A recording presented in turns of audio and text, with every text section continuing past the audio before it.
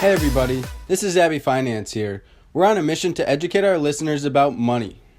Please subscribe if you like what you hear, and leave a like or a comment if you want to learn more. Today we're going to talk about credit cards, and we're going to do a review of the Discover mobile app.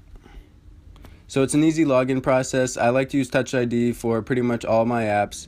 So something that's interesting is that the Discover app is probably the easiest credit card app I have ever used.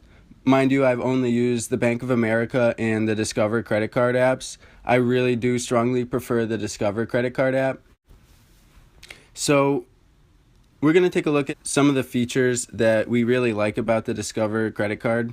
So the cashback bonus is something that you won't get by using cash or a checking card, or just using a check or something like that. You don't have the opportunity to redeem or earn cashback bonuses. And one of the main benefits of using credit cards is that a lot of these companies like Discover, Bank of America, Chase, basically any company that has a credit card will be offering some type of rewards program. The best thing about cashback bonus is that when I redeem it, I just put it right back towards my credit card bill. So that's like a statement credit type of thing.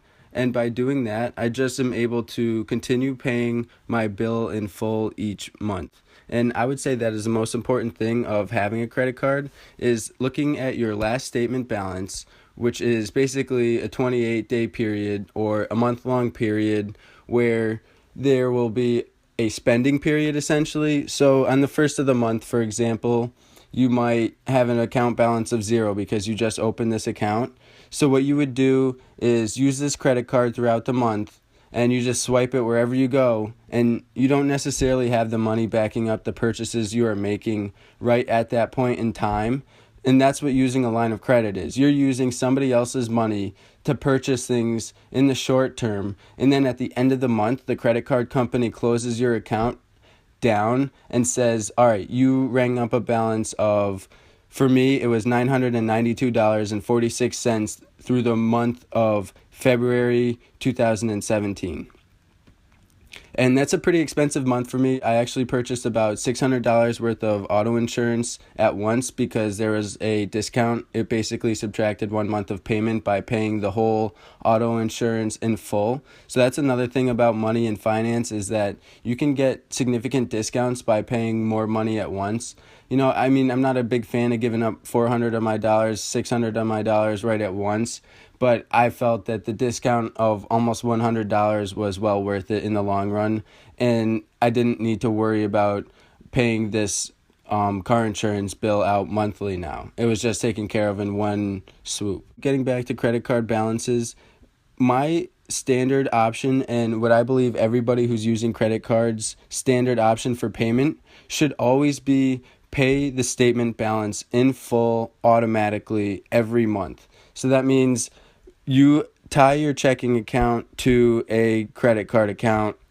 So you do need to have the money backing up all the charges that you're making to your credit card. So I never spend any money in my credit card that I don't actually have in my bank account, because that is how you ring up 20% interest payments on your credit card bill each month. And if you're doing that, you'll put yourself in debt when you're young, and you'll never get out without your parents' help or without a lot of more complicated financial techniques of getting out of debt.